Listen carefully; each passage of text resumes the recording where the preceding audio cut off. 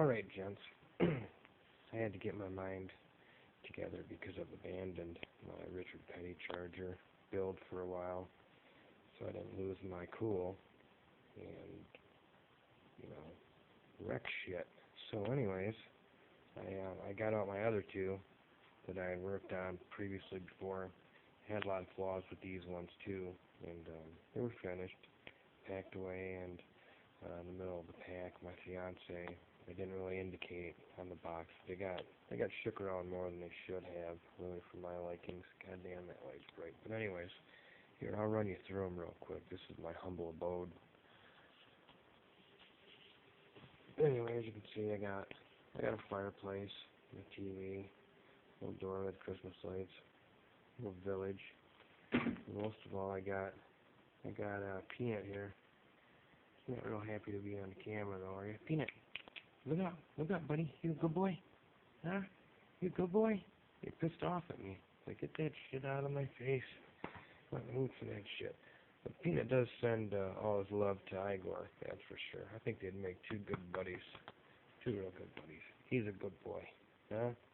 He'll play to the camera one day. But anyways, I have my Cobra. Excuse my cell phone camera. This is my Cobra. Took me about 2.5 months to complete. And it was a bear all on its own. The chassis was twisted. I had to put it in boiling water and straighten it out. And it's still far from straight. The door is open. It needs to be dusted big time on the inside, guys. I apologize. There's a lot of dust in there. If you look, that's actual carpeting.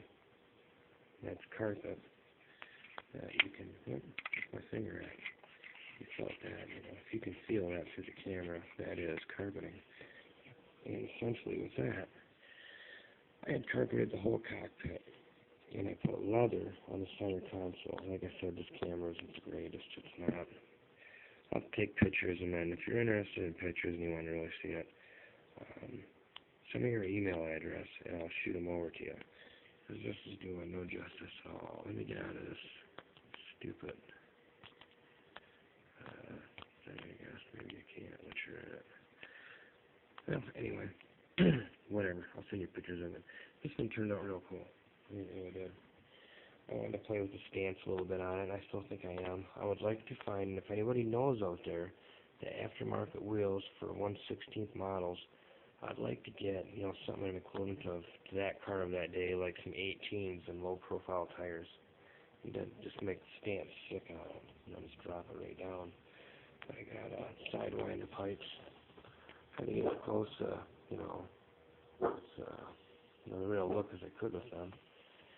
And then around the back, the two-stage bumper, and the trunk opens up. And now in here, I had a little issue. I glued that vinyl, that fake leather stuff I had, that I used in the cockpit, and this was down in here, if you'll see it. It was actually glued down in there. So I had like a vinyl cover when you opened up the trunk. It curled up on me. I have other components in there. They're in there. I gotta get the wiring done for them. But there is something special that's gonna come out of that whole thing. And you modeling guys, if you notice these tail lights like that, you know what I'm doing. You know what I'm up to, guys.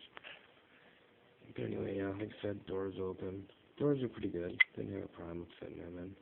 The dashboard turned out awesome. I mean, really awesome. It looks like it's flat black, but it actually, I put it on so thick, it looks like it's like a stretched rubber. But this camera sucks. I'm gonna get back away from it.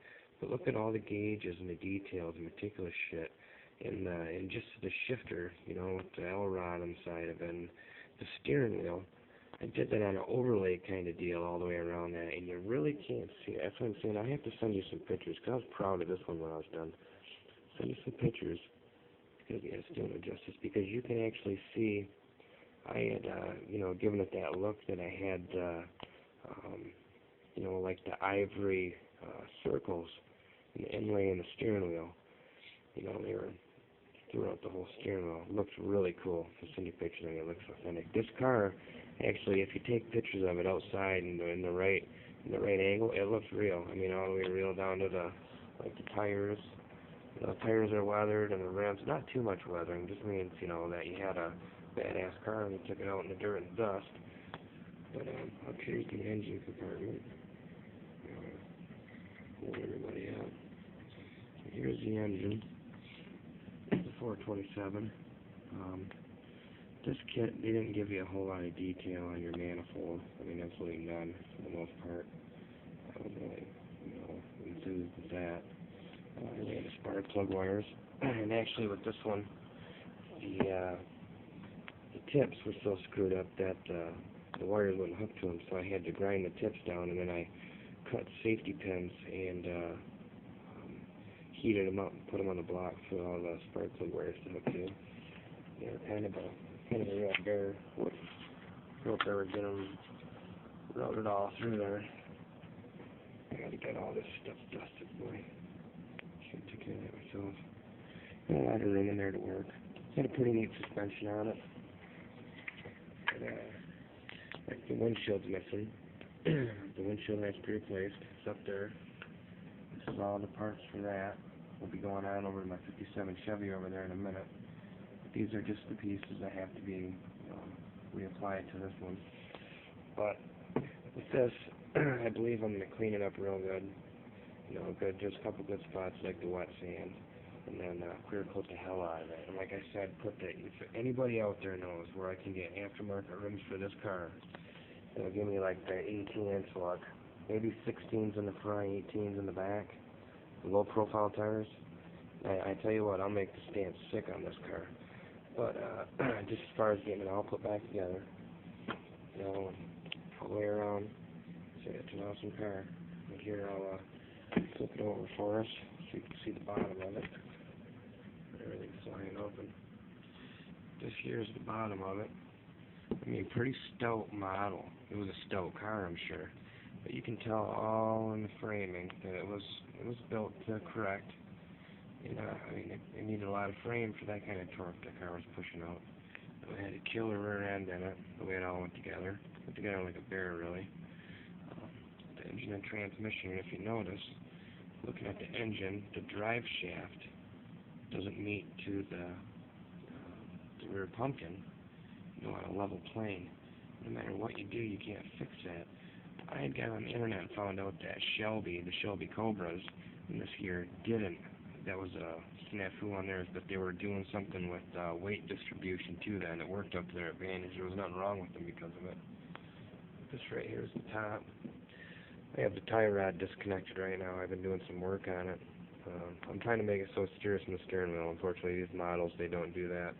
And this model is going to be the first model that I put all the brake lines on, and I try to illuminate the headlights and the taillights.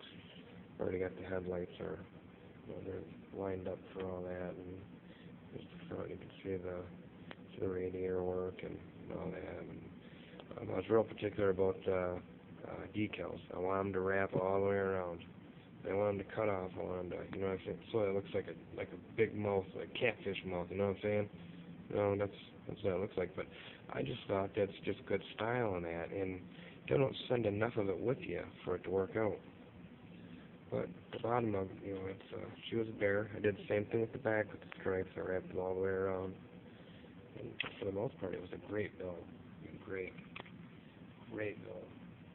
Thank you. But now, let's get over to the 57 Chevy. Because this one, when I started this model, I was about a month into it, and I abandoned it. Didn't want nothing to do with it. Didn't want to finish it. Didn't care, one way or another. Just stopped working on it. So that's it. I don't want to work on it no more. So anyway, I got back to work on it. And I love it. I love this model. Believe it or not, this model, I have 7 coats of clear coat on this. 7 coats of clear coat. And it is flawless. It is the only rattle can job I've done that was completely flawless. No little hairs, furs, fuzzes, little cotton, little bullshit that managed to get in the paint. Not one time did it. It was just awesome.